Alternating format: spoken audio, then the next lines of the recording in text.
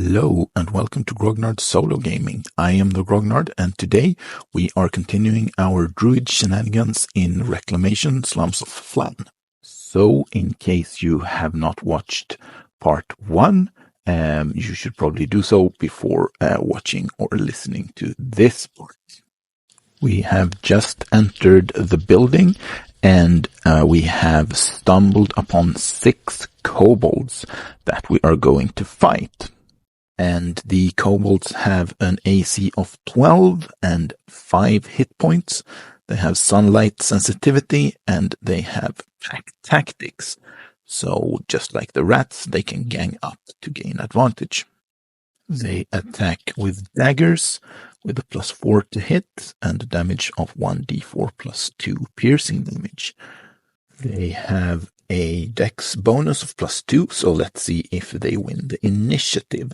And that is a 6 +2, 8, meaning no, they do not win initiative, so the druids go first. So let's have a repeat performance by Bjarki, who is going to run in and cast Thunder Wave, and let's see how many kobolds he can hit with that spell. And the reason there are 6 of them, and I'm rolling a d6, and the reason that I figure he can potentially hit all of them is because we are inside a building, and I have decided that everyone is in sort of close quarters already from the start. D6 for the number of kobolds, and that's a 4.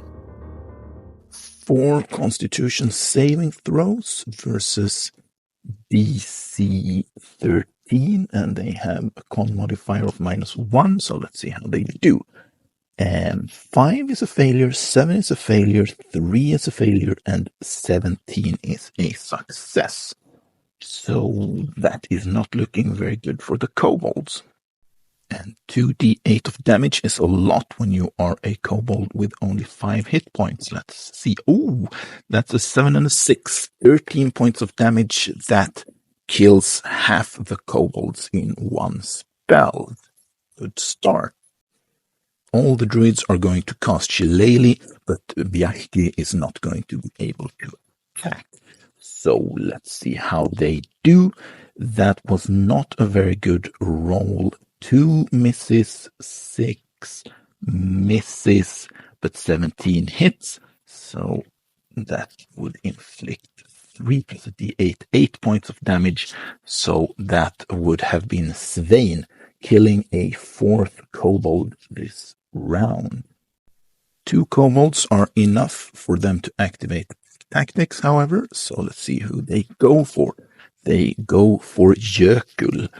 And the first kobold is going to roll a 10 as the highest roll, the +4, that's a hit. And the second one rolls an 11, so that's also a hit. And then they will inflict a d4 +2. So first attack, 4 points of damage. Second attack, 3 points of damage, leaving poor Jökull standing with just a single hit point. But even if he is having a bad day, I am pretty sure these last 2 kobolds are going to have an even worse day. So everyone is about to pummel the kobolds with their shillelagh staffs. Let's see here. 17 is definitely hit. 15 is definitely hit.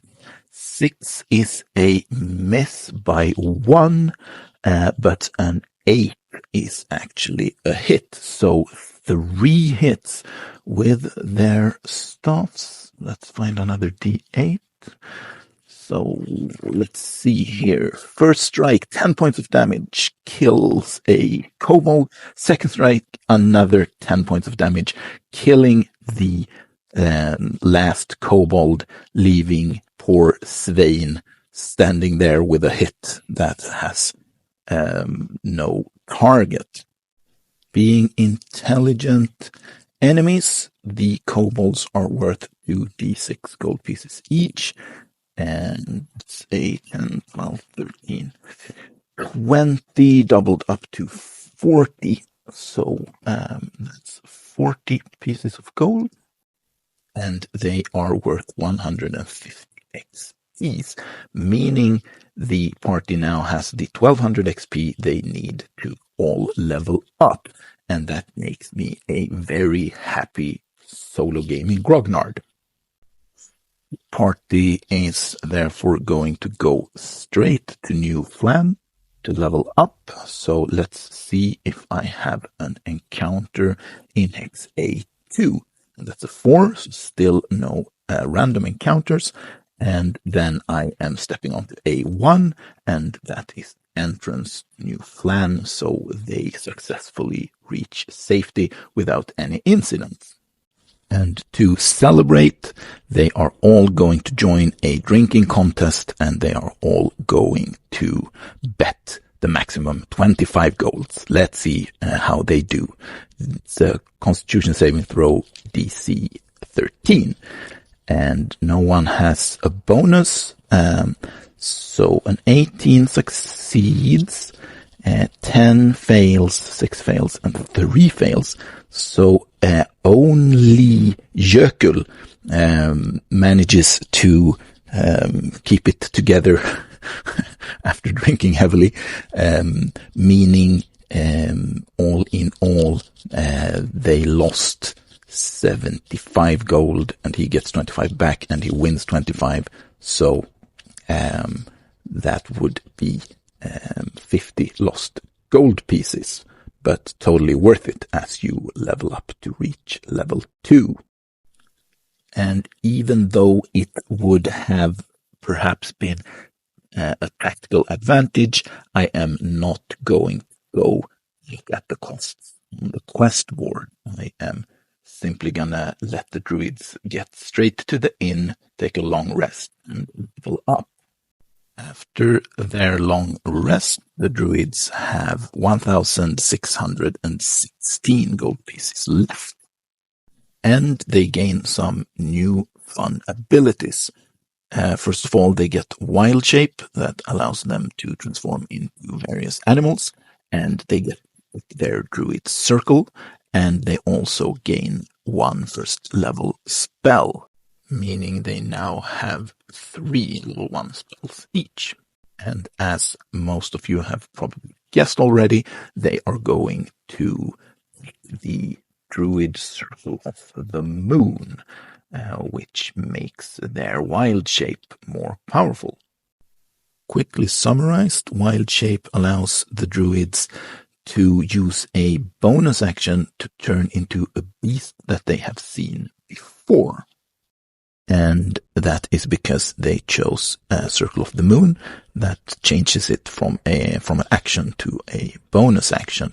And Circle of the Moon druids can also use Combat Wild Shape that allows them to expend spell slots in order to heal 1d8 hit points per level of the slot expended. The CR limit is 1, meaning they can now turn into brown bears, and those brown bears are going to have an AC of 11, 34 hit points, and they are going to attack with a multi-attack where they can both bite and use their claws at the same time. Stepping back into the Slums of Phlan, I am going to send the druids to Hex D2 in order to fight the spiders there.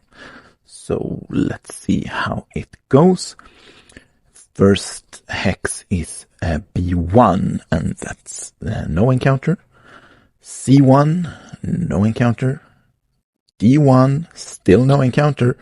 And that means they reach D2 with no random encounters. And I forgot to say that the druids also gained 5 hit points each in their human form, or rather their shifter form.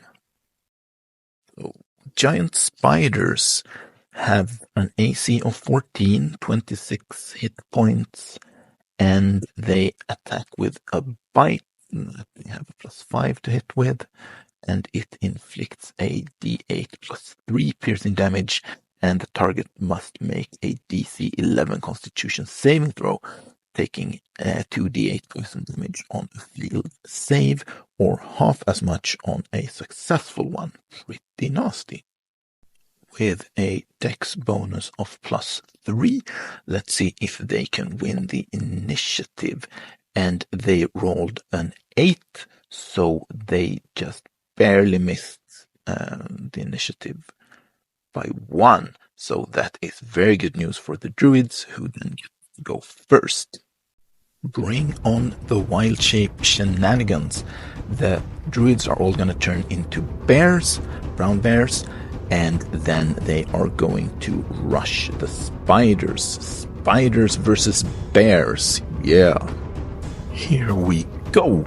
Every druid is going to use a bonus action to turn into a brown bear, and then every brown bear druid is going to bite. And they need a 9 plus 2 misses, 1 hit, and 1 critical hit. Normal hit for 10 points of damage, critical hit for 8, 12, so 22 points of damage.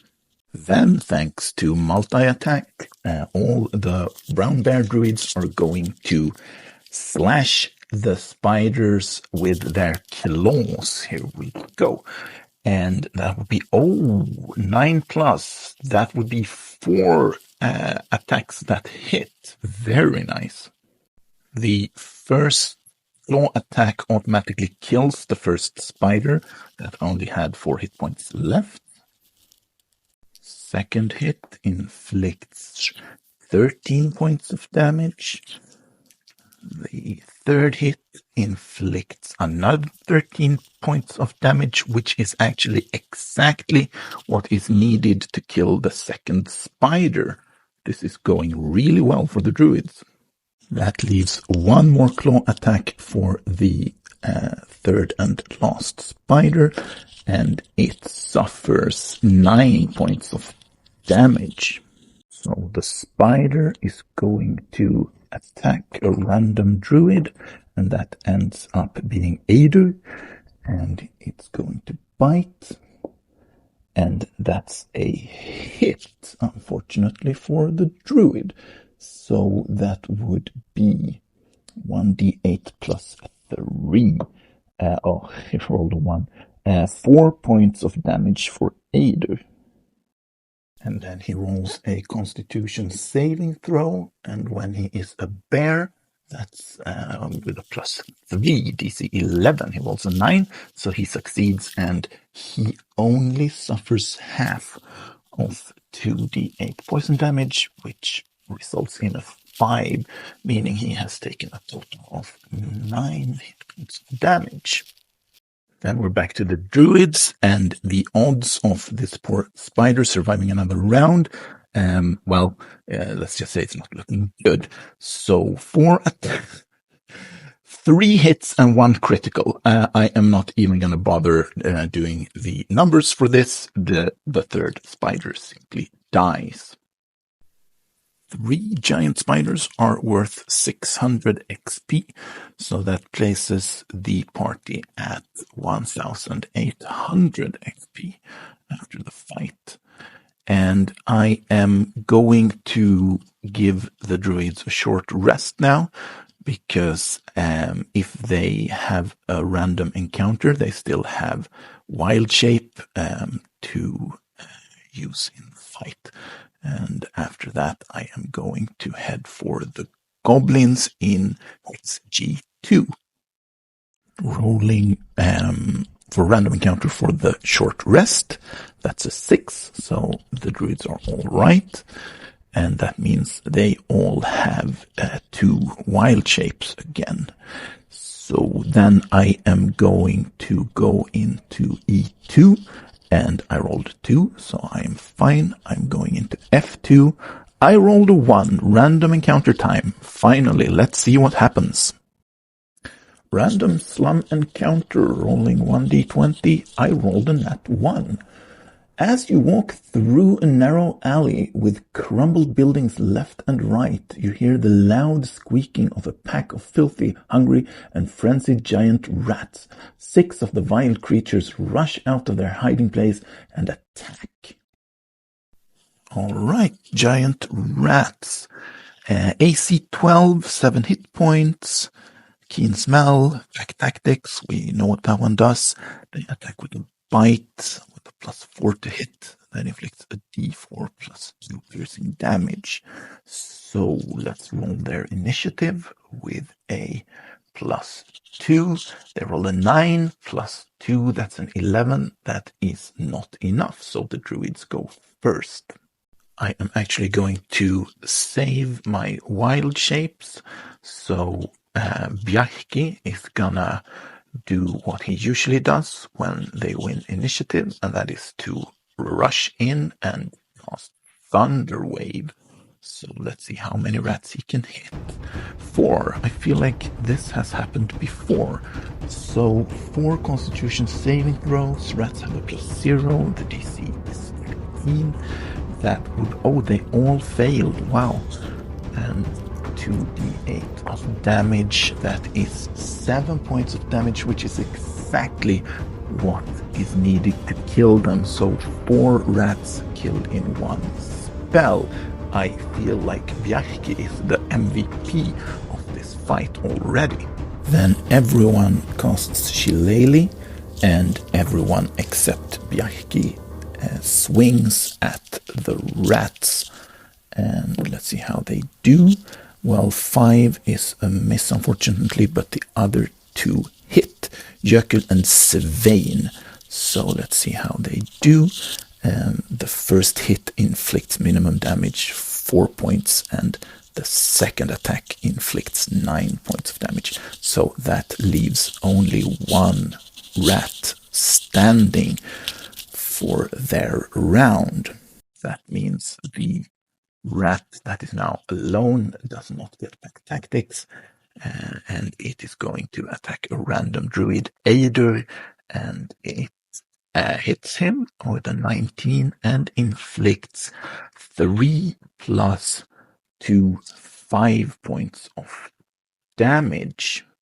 Then it is back to the druids, and they are all going to pummel the last poor rat, and that would be 3 hits and 1 miss, meaning that rat is very, very dead. 6 giant rats are worth 150 XP, putting the party at 1,950 out of 3,600 needed to reach level 3.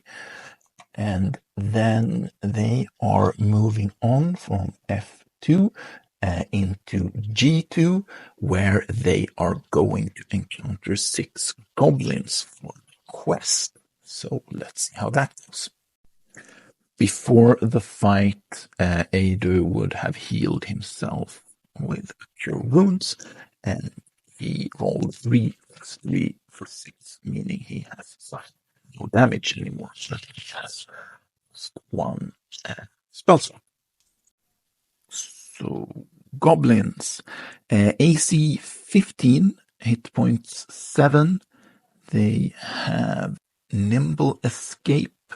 The goblin can take the disengage or hide action as a bonus action on each of its turns, and they attack with scimitars with a +4, inflicting 1d6 +2. They also have short bows, inflicting d6 +2, and also with a +4 to hit. So let's see if the goblins can win the initiative with a dex bonus of +2. They roll a 10. That means they actually land on the same initiative as the druids, meaning either I give the initiative to the druids because they are the heroes, or I give it to the goblins because they have the higher dex bonus. But I am actually just going to sort of flip a coin So I'm rolling a d6. 1 to 3, the goblins go first. And I rolled 1, so the goblins go first. Randomizing a druid target for the goblins. It's a 1, that would be Bjarki. And here comes attacks. So 9 plus. That's a nat 1, but 3 hits. And then the final 2 goblins. And that will be 1 miss and 1 hit. So 4 hits against poor Bjarki. First attack, 4 points of damage. Second attack, 6 points of damage. Meaning he is still standing. Third attack, 4 points of damage, putting Bjarki on the ground. Randomizing a new target, and that would be Eider, and Eider suffers 5 points of damage. Over to the druids, and Eider is going to cast a Cure Wounds on Bjarki for 5 points of healing, putting him back to 5 hit points. Then Eider, Jökull, well, actually, they're all going to use their bonus action to turn into a brown bear. And then everyone except Eider gets an attack. So starting with the bite attack, that would be 2 hits and 1 miss. So let's see the damage. First bite, only 5 points of damage. Second bite, enough to kill the first goblin. Moving on to 3 claw attacks, and that would be another 2 hits. And the first one inflicts 9 points of damage, killing a second goblin. And the final attack does even more damage, killing a third goblin. Back to the goblins, and they are going to attack Svein this round. And I randomized a new target because all of the bears have the same amount of hit points now. And that did not go well, though the bears do have an AC of only 11. So that is actually 2 hits and 1 miss, inflicting 7 plus 4, a total of 11 points of damage. 4 big angry bears versus 3 poor little goblins. And this round, well, actually, I'm just going to start with the attacks and see how it goes. So 4 bite attacks. Wow, 2 nat 1s. That wasn't good at all. And just 1 hit. That was really not good at all. But maximum damage for a 4th dead goblin. And then we are moving on to the claw attacks. And that went much better. 4 hits. Ooh, against 2 goblins. This is not looking good for the goblins. That kills 1 goblin, and that kills another goblin. So with 2 potential hits left, the druids have massacred goblins, and that ends the fight. 6 goblins are worth 300 experience points, putting the party at 2,250 out of 3,600 needed. And also they do give some gold as they are intelligent enemies. So let's roll the gold. And it's a terrible roll. 8, 10, 12, 24 pieces of gold. And also I realized that I wasn't actually supposed to just kill 3 giant spiders or giant wolf spiders, but I was supposed to harvest the spider silk, and I can do that with a survival, animal handling, or nature roll. So I need to do that. And since multiple druids have multiple of these skills, they can all take the help action in order to get this done. And they also have the guidance cantrip, meaning they are quite likely to succeed. The DC is 10.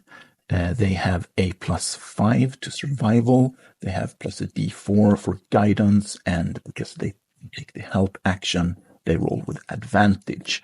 So success, success, and finally success. I don't think anyone was surprised. That's good news. That means I have 2 quests to hand in. There are also 10 monsters to be fought in Hex B8, but I actually don't want to go that far. And though I could probably maybe win that fight if I win the initiative, if I do not win the initiative, the druids risk being slaughtered, to be honest. So I'm not going to risk that. I'm going to go back to New Phlan. I'm going to hand in the quests and see what new quests I can find.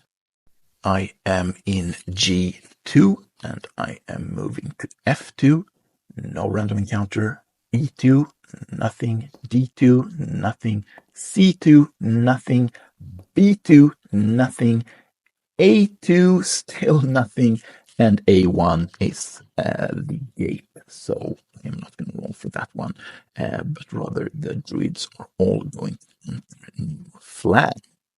Okay, so technically goblins work for obviously the goblin quest, but also for the monster hunt quest, but they both want the head of goblins, so I cannot double up. But handing in the spider silk quest gives the party 200 XP and 90 gold, and the goblin quest gives them another 200 XP and 120 gold pieces. That means they now have 1,850 pieces of gold, and I am going to do something that I should have done a long time ago, and that is to make them go buy 4 hide armors so that they can each gain 1 point of AC when they are in their shifter form. Then I am going to go to the quest board and see what quests are available there, and I'm rolling 3d8, find out. That's a 5, a 7, and an 8. Number 5, Hail Adventurers. Those vile creatures in the slums need someone to teach them manners. They have taken my former home away from me. I seek brave adventurers to teach them a lesson. To the party of adventurers who can clean out my former home, building number 1d8, and retrieve a valuable family heirloom, I will pay the sum of 150 gold pieces. The heirloom is found after the building encounter is resolved. It has no function other than that it is proof that the quest has been completed.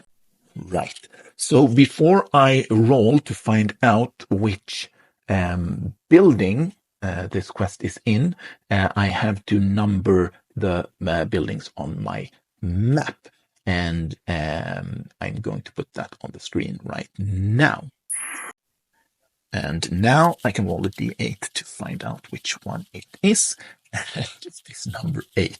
Well, that was not great. Looking at the other quests, number 7 is Monster Hunt, which is actually the one that I already have, that I have not been able to make any progress on. And finally, number 8 would be goblin pests yet again. Well, since it was building number 8, it makes the choice fairly easy. I am not going to pick up that quest. I am going to go with double monster hunts and eradication of goblin pests going forward. Let us find out where these 2 new quests are located. So the first one would be the new monster hunt, and it is located in 5 and 4. So E4, and the new goblin killing quest is in 4 D2. D2, that's where the spiders were? Yes, that's the same one. All right, D2. Well, that's that then. So next stop, the inn in New Phlan for a long rest. With that out of the way, the next thing to do will be to enter Old Phlan, the Slums of Phlan, and then to go to D2 to fight another 6 goblins. So let's see how that goes with the random encounters. Moving into A2, no encounter. B2, no encounter. C2, no encounter. And that leaves me entering D2 to fight another 6 goblins. And by now we know the stats of goblins, so let's roll and see if they can win the initiative. And they rolled 3, so no, they could not, meaning the druids go first. The druids all turn into bears with their bonus action, and then they attack the goblins, first using their bites. And that would be 3 hits. And let us see how that turns out. First attack, that is an 8. That is 1 dead goblin. The second one, that's a 9. That's a 7 dead goblin. And the third one is a 6. So that leaves that goblin standing with 1 hit point remaining.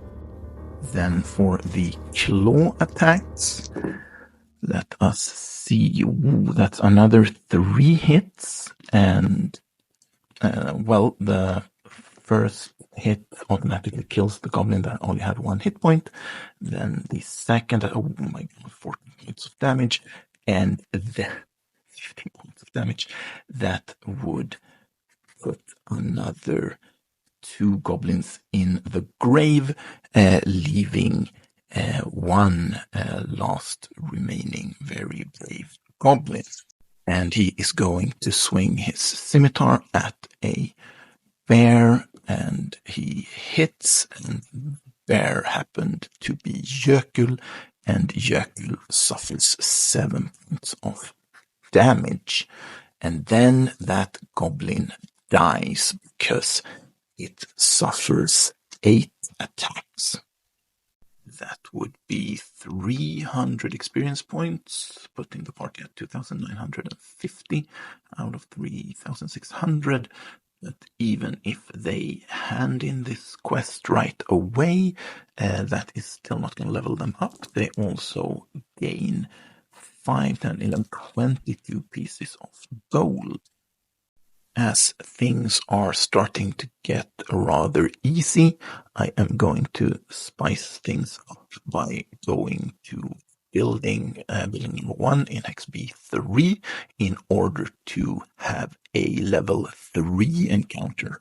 So let's see how it goes getting there. Going into hex C2, there is no encounter. B2, there's still no encounter, and that means I am entering the building, and let's see what we find in there. And I rolled a 5, meaning 5 thugs have occupied this building. Interesting. Previously, I have only fought thugs 1 at a time. So let's see. Over here, stats for thugs. AC 11, 32 hit points, and they have actually pack tactics. I did not remember that. And they have multi-attack as well. Now things are getting interesting. The thug makes 2 melee attacks, and they have a mace with a +4 to hit. That inflicts 1d6 +2, not too bad. They also have a heavy crossbow that will not function with multi-attack. And yeah, all right. And they have a dex bonus of 0. So let's see if they can win the initiative. With a nat 1, they absolutely cannot. Meaning the druids go first, doing their best to shred the thugs to bits. They are all turning into bears, and then they are starting with their bite attacks. And they only need 6s or higher to hit, which is really good for me. And that would be 4 hits. We are off to a good start. So collecting some d8s here. And let's see damage. All right. 7 plus 5, 12 plus 12, 24 plus 8, 32. That exactly kills 1 thug. Moving on to bite attacks. Here we go. Looking for 6s. That would be 3 hits. And first one for only 7 points of damage. Second one for another 12, meaning 19. And the third one, much better. That's 11, that's 30, that's 34 points of damage total. That kills a second thug. That leaves 3 thugs to attack with their scimitars with advantage and multi-attack, meaning 6 attacks aimed at a random druid. That would be Jökull, and let's see how this goes. That's 1 hit, 2 hits, 3 hits, 4 hits, still 4 hits, and that would be 5 out of 6 attacks that hit. Let's check the damage, and it's a d6 plus 2. Yes. First for 4 damage, then another 3 for 7 total. 7, then another 7 plus another 5, 12, a total of 19, and then the final attack for only 3 points of damage, totaling 22 points of damage. Then it is back to the druids, and they are all going to fight. And well, that was actually 2 misses, but 1 critical hit and 1 normal hit. So let's start with the normal hit, 8 points of damage, and then the crit for 10, 14 plus 8, that's 22 points of damage so far. Moving on to the claw attacks, everyone. Oh my god, that's another net 20. But again, 2 misses, so same thing. Let's see. The normal attack hits for 11, that goes up to 33. That actually kills a 3rd thug, leaving a 4th thug to take critical claw to the face for 10, 13, 17 points of damage. That's pretty bad for him. And now for the maximum shenanigans of using shifting while in bear form.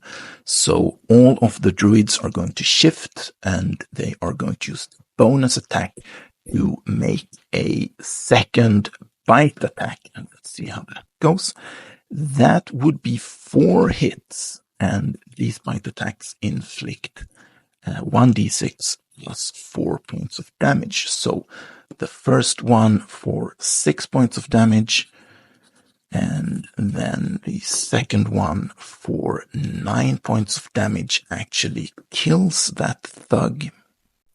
And that leaves only one thug standing, and he is going to suffer 2 shift bites for 8 plus 3, 11 points of damage, and then it is his turn. And he no longer has pack tactics, but he has multi-attack, and he is going to strike Jökull, who is the most wounded druid there. And let's see how that goes. The first attack is a actually he only has a +4. That's a miss by 1, unfortunately for him. And the second attack is a nat 1. I think we have another enemy that simply dies out of shame. Next round he would suffer 12 attacks. So I'm not going to roll that.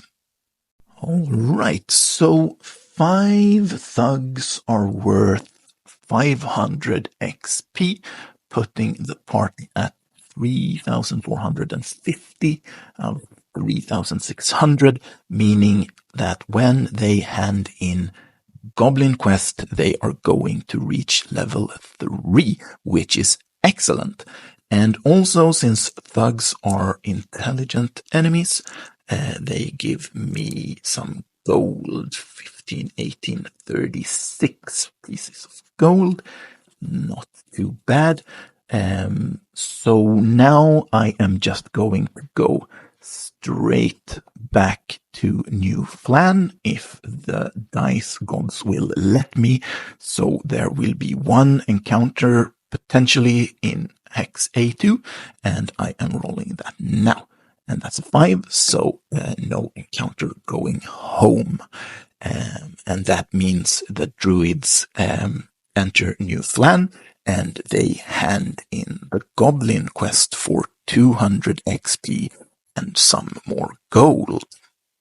And as is the custom when you level up in this game, you have to go join drinking contest. So that's what they're going to do. It's a constitution save, and it's DC 13, and they all bet 25 gold pieces. Let's see how they do. This time it went better, but not very good. Bjarki and Jökull are left standing, while Eidur and Svein both get really, really drunk and fall unconscious on the tavern floor. And that actually means that they broke even. They did not lose any gold, and they did not win any extra gold. So going to their rooms in order to have their well-deserved long rest and leveling up to level 3. Let's have a look in the player's handbook, because at this point the druids are all going to switch class, and they are going to take a level of bearbarian, which means they gain proficiency with shields, simple weapons, and martial weapons. All right, not too bad. And this is why they all had a strength of 13, so that they would be able to multi-class into barbarians. And as level 1 barbarians, they gain rage and also unarmored defense, which is really, really good for these bear druids. And that is because the rage works for bears, which is going to increase their damage by 2. Unarmored defense actually also works for bears, which is going to add 2 to their AC, bringing it up to 13. And finally, while raging, they are going to have advantage on strength checks and strength saving throws. They are going to get the damage bonus to strength attacks, and they are, of course, also resistant to bludgeoning, piercing, and slashing damage. So that potentially doubles their HP in bear form, which is pretty good. And therefore, in order to give the druids a bit of a challenge, perhaps we'll see how it goes, they are now going to go straight for the lairs, starting with the closest one. So let's see how that goes.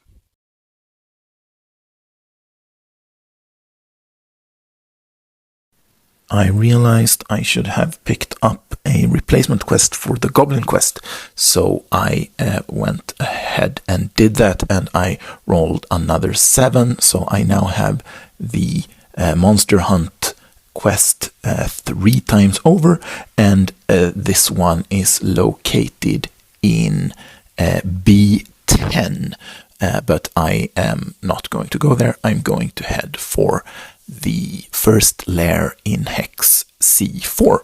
So let's see how we do. Stepping into A2, there is no encounter. And then the question is, do I go into B3 or do I go around it? I am actually going to go around it. A3, no encounter. A4, no encounter. B4, still no encounter. And that means I am entering the lair in C4.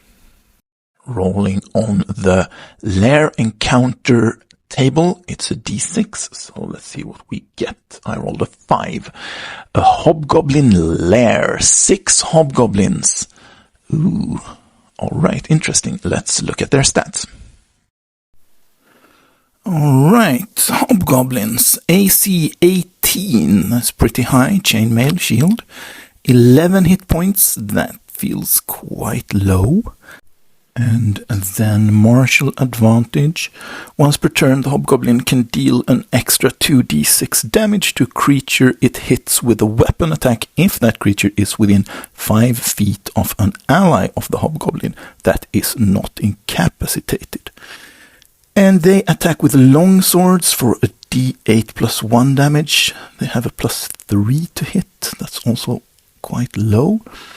And they have long bows with a plus 3 to hit for 1d8 plus 1 piercing damage. And the longsword is slashing, of course. So let's see if they can win the initiative with a dex bonus of plus 1. They roll a 16, so indeed they can. Plus 3 against AC 14 druids. They need an 11 plus. Let's see how they do. 2 hits, 2 misses, followed by 2 misses. Oh, they were very unlucky. 2 hits then. And they are attacking druid number 1, Bjarki. And they inflict 1d8 plus 2d6 plus 1 each. So first one, well, that was 2 6s and a 1. So that's 14. And the next one, 17, 18. Oh, that puts Bjarki on the ground, unconscious. Then it is the druid's turn, and Eidur is going to cast Cure Wounds on Bjarki, and he does so for 7 points of healing, leaving him with 13 points of damage. And after that, everyone is going to turn into a bear, and everyone except for Eidur is going to attack. bite attacks. 7 misses, but that is 1 critical hit and 1 normal hit. Normal hit strikes for plus. That is actually 11. That kills the first hobgoblin, and the critical hit strikes for 12, killing yet another hobgoblin. Great. Then all the bears are going to use their claw attacks, and that would be only 1 hit actually. So let's roll the damage, and that is 7 plus 4, 11. That kills a third hobgoblin. Half of them dead in the first round. Not too shabby. 3 hobgoblins against a random druid. Let's see, number 4. They are attacking Svein. And that was not good at all. The 6 misses, 3 misses, and 9 also misses. They could not get a single hit in. Then things are not looking very good for the hobgoblins, because now all the bears are going to rage, and then they're going to bite. And let's see, 18 plus 5, 13. 13 hits. That was only 1 hit by the druids. That wasn't too good. Let's see the damage. That's a 3 plus 4 plus rage. 3 plus 4 plus 2. That would be 9 points of damage. And then we are attacking with the claws. And let's see how that goes. That went terribly. Not a single hit. Actually, no, because they have an AC of 18, so that's really bad. So back to the hobgoblins. I almost said kobolds, but they are indeed hobgoblins. 3 of them attacking Svein again. And this time they did much better. They actually all hit. So that is going to be quite a lot of damage for Svein. The first one inflicts 13 points of damage. The second one inflicts 11 for a total of 24. And the third one inflicts 12 for a total of 36, which means he suffers 18 points of damage because he is in fact raging. Back to the angry bears. They are all going to bite the hobgoblins, and that would be 2 hits and 1 miss. The first bite for 7. That's 1 very dead hobgoblin, and then the second one for 5 plus 6, 11. That's another dead hobgoblin. That leaves only 1 poor hobgoblin standing to take 4 claw attacks. And 13 hits, 15 hits, and a natural 20 for a critical. That is guaranteed to be a very, very, very dead hobgoblin. And then after that, the druids are gonna assert their dominance by simply going up to the next lair to the north, and let's see if they can get there without encounters. Going to C5, that's a 3. B6, that's a 6. C7, that's a 4. That means they reach the lair in hex C8 without any random encounters on the way.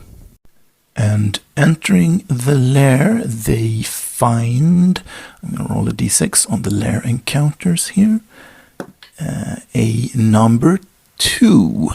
This is the lair of the dreaded Iron Tooth Gnoll pack. 6 gnolls are in here. Oh, interesting. Let's see how this goes. Stats for gnolls. AC 15, hit points 22. They have an ability called Rampage. When the gnoll reduces a creature to 0 hit points with a melee attack on its turn, the gnoll can take a bonus action to move up to half its speed and make a bite attack. They have a bite with a +4 to hit for d4 +2 piercing damage. They have a spear, melee or ranged attack with a +4 to hit for a d6 +2 piercing or a d8 +2 piercing if used with 2 hands. And also they have longbows with a +3 to hit that inflict a d8 +1 points of damage. Alright, so let us see if they can win the initiative with their dex bonus of +1. They rolled a 4, so no, they could not. So this time the druids are going to start by all raging, actually. So that is the first thing they do using their bonus actions, and then they are going to start pummeling gnolls with their staffs, but then they do not have shillelagh. So here goes. And that would be, what did I say for the AC? I said 15, meaning they now have a +3. They need to roll a 12, so that means 2 hits. And the staffs inflict a d6 +1 plus another 2 for the rage, so 2d6 +6, and that would be 10 points of damage, and that would leave the first gnoll with 12 hit points. Then it is the gnoll's turn, and they are going to attack with their spears in one hand since they are using shields, and let's see how they do. They are going to focus on a random druid, number 4, that would be Svein, and they have a +4, and the druids in their hide armor now have an AC of 14, so they need 10 or higher. And that would be 1 nat 1 and a 7, and those miss.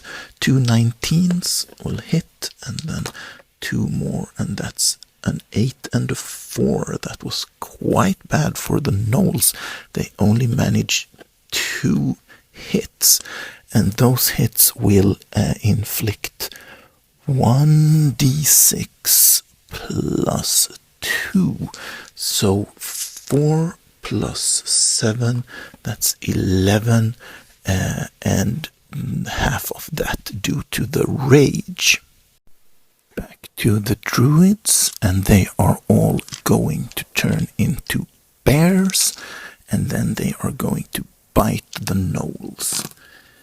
And that would be 3 hits, and those inflict a d8 +6 because of the extra damage from the rage. So let's start with the wounded gnoll. Receives 9 points of damage, so that means 1 more bite puts that gnoll on the ground. The last bite for another gnoll is a 6 + 6, that's 12 points of damage. So then we are moving on to the claw attacks. And that would be 2 misses and 2 hits. And these inflict 2d6 +6. So the first one, 11, that would be 17, that would be 29 total damage for that gnoll, which makes it an X gnoll. And then the last claw attack for a new gnoll that has no damage, that is 9 + 6, 15 points of damage. and after that it is the gnolls' turn again. There are now 4 gnolls standing, and they are attacking Svein, who has now turned into bear, meaning he has sort of new hit points. And here goes. With a +4, they are looking for 9s, and that did not go well this time either. The gnolls only manage 1 single hit, and the damage comes to 4, and half of that is 2 measly points of damage for Svein the bear. I think we can all see where this is going now. Time for the angry bear druids, and they are going to start with their bite attacks. Here we go. And those are 4 hits. Very nice. So, damage. First bite, 12 points of damage. That kills a 3rd gnoll. Second bite for another 12 points of damage. Third bite, 12 points of damage, 24. That kills a 4th gnoll. And that leaves 1 final bite, and that inflicts 11 points of damage.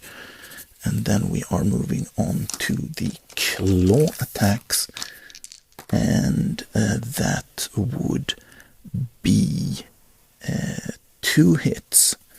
So, first claw, 15 points of damage. That kills a 5th gnoll. And the next claw attack, 16 points of damage. Then all the druids are going to shift, and that will give them their second bite attack. And, whoa, 2 hits and 1 crit. That means the 6th and final gnoll has bit the dust, and this lair has been cleared. And I think that is going to mark the end of the adventures of the bearbarians in the Slums of Phlan.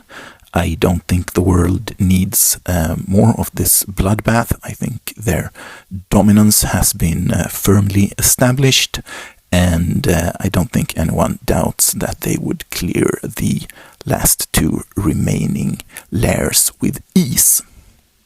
Of course, bearbarians are notoriously overpowered at lower levels. There is no greater spike in power going from level 1 to level 2 than playing a Circle of the Moon druid.